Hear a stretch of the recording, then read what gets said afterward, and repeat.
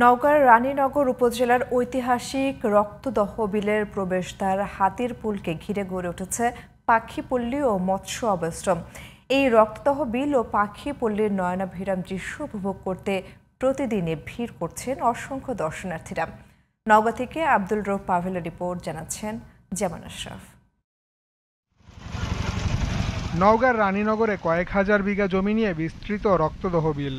বর্ষা মৌসুমে নৌকায় রক্তদহ বিল ও পাখিপল্লীর অপরূপ সৌন্দর্য উপভোগ করতে ভিড় করেন পর্যটকরা।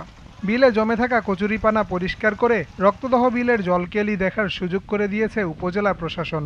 গ্রাম পরিবেশ, নদী, এখন নতুন করে আবার নৌকা চালু করেছে, সব মিলিয়ে খুবই ভালো লাগছে। আজকে ভ্রমণ করে আসে অত্যন্ত সুন্দর লাগছে।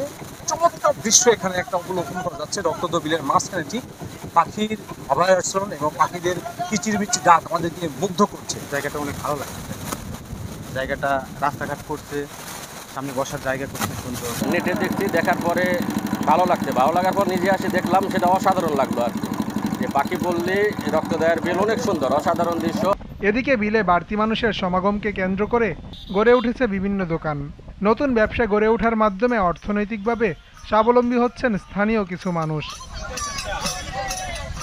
সবাই যেন পাখিপল্লী ও রক্তদহ বিলের সৌন্দর্য উপভোগ করতে পারে, তাই নানা পদক্ষেপ গ্রহণের কথা জানিয়েছেন উপজেলা নির্বাহী কর্মকর্তা। খালটি উপজেলা প্রশাসনের পক্ষ থেকে পরিষ্কার করে এটিকে পর্যটন উপযোগী করেছি এবং এখানে যথারীতি নৌকায় প্রচুর পর্যটক আসছে এবং নৌকায় তারা এই রতনডারা খালটি ঘুরে দেখছে। জামান আশরাফ, জিটিভি নিউজ।